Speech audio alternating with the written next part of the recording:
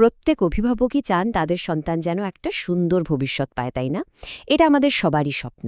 কিন্তু এখনকার এই ডিজিটাল যুগে আমাদের বাচ্চাদের শৈশবটা এক নতুন চ্যালেঞ্জের মুখে পড়েছে। তো চলুন আজ আমরা সেই ডিজিটাল ছায়া আর উজ্জ্বল শৈশবের গল্পটা একটু কাছ থেকে বোঝার চেষ্টা করি। দেখুন, প্রায় শোনা যায় যে শিশুরাই আমাদের ভবিষ্যৎ। কথাটা কিন্তু শুধু বলার জন্য বলা নয়, এটা আমাদের সবার মনের কথা। ওদের একটা সুন্দর নিরাপদ শৈশব দেওয়া, এটা তো আমাদের সবচেয়ে বড় দায়িত্বগুলোর মধ্যে একটা। আর ঠিক এই ভাবনাটাই কিন্তু আমাদের আজকের আলোচনার মূল কেন্দ্রে থাকবে। আসলে এই ডিজিটাল যুগে প্রযুক্তি তো আমাদের জীবনের একটা অংশ হয়ে গেছে। সত্যি বলতে বাচ্চাদের জীবন থেকেও এটাকে আলাদা করা বেশ কঠিন। কিন্তু এই প্রযুক্তি আমাদের সবার সামনে একটা বেশ বড় প্রশ্ন তুলে ধরেছে। প্রশ্নটা শুনলে মনে হবে খুব সহজ, কিন্তু এর উত্তরটা মোটেও সহজ নয়। প্রশ্নটা হলো, বাচ্চাদের হাতে যে আমরা অতিরিক্ত মোবাইল ফোন তুলে দিচ্ছি, সেটা কি তাদের জন্য আসলেই ভালো? এই একটা প্রশ্নের উত্তরের মধ্যেই হয়তো লুকিয়ে আছে ওদের ভবিষ্যতের চাবিকাঠি। তাহলে চলুন একটু গভীরে গিয়ে দেখি, এই যে ডিজিটাল ছায়া বলছি, এর আড়ালে আসলে কি কি ঝুঁকি লুকিয়ে আছে। কারণ অতিরিক্ত স্ক্রিন টাইমের প্রভাবগুলো সত্যি বলতে আমাদের ভাবনার চেয়েও অনেক বেশি গভীর হতে পারে।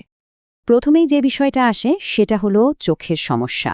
ভাবুন তো একবার, দীর্ঘক্ষণ ধরে মোবাইলের ওই ছোট্ট স্ক্রিনের দিকে তাকিয়ে থাকলে বাচ্চাদের নরম চোখে কী পরিমাণ চাপ পড়ে। আর এর থেকে কিন্তু ভবিষ্যতে নানা রকম জটিল সমস্যা দেখা দিতে পারে। এরপর আসে মনোযোগের ব্যাপারটা। দেখুন, মোবাইলে সবকিছু কত দ্রুত বদলে যায়, কত আকর্ষণীয় জিনিস। এইসবে অভ্যস্ত হয়ে গেলে কি হয়, ওদের অন্য কোনো কাজে, ধরুন পড়াশোনা বা নতুন কিছু শেখার ক্ষেত্রে মনোযোগ দেওয়ার ক্ষমতাটাই কমে যায়। আর একটা খুব বড় সমস্যা হলো ঘুমের ব্যাঘাত। বিশেষ করে রাতে ঘুমানোর ঠিক আগে যদি মোবাইল ব্যবহার করা হয়, তাহলে ওই স্ক্রিন থেকে যে নীল আলোটা আসে, সেটা কিন্তু মস্তিষ্কে ভুল সংকেত পাঠায়। ফলে ওদের যে স্বাভাবিক ঘুমের চক্রটা, সেটা নষ্ট হয়ে যায়। তাহলে ব্যাপারটা কি দাঁড়ালো? আমরা আসলে দুটো পথের সামনে দাঁড়িয়ে আছি। একদিকে আছে এই ডিজিটাল ছায়ার জগৎ, যেটা বাচ্চাদের দিচ্ছে চোখের ক্লান্তি, মনোযোগের অভাব আর ঘুমের সমস্যা।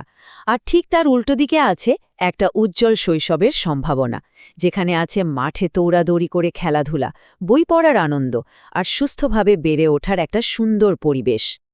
এখন প্রশ্ন হলো, তাহলে সমাধানটা কি? ভালো খবর হলো, এর খুব সহজ আর সুন্দর কিছু বিকল্প কিন্তু আমাদের হাতেই আছে।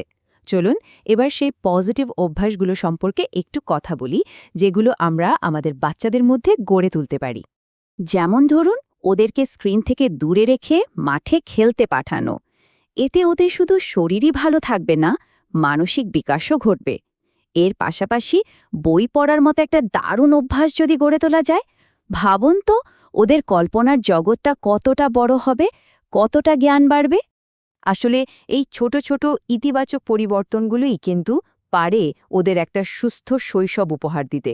আর মনে রাখতে হবে, এই সুস্থ শৈশবটাই কিন্তু ওদের সুন্দর ভবিষ্যতের আসল ভিত্তিটা তৈরি করে দেয়। সুতরাং দিনের শেষে মূল কথাটা কিন্তু এটাই, একটা সুস্থ শৈশবই একটা সুন্দর ভবিষ্যৎ গড়ে তোলে। আমাদের সব চেষ্টার কেন্দ্রবিন্দু কিন্তু এটাই হওয়া উচিত।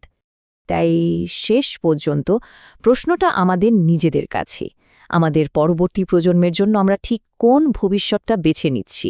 ওই ডিজিটাল ছায়ায় ঢাকা একটা জগৎ, নাকি খেলাধুলা আর বইয়ের আলোয় ঝলমলে এক উজ্জ্বল শৈশব? সিদ্ধান্তটা কিন্তু আমাদেরই নিতে হবে।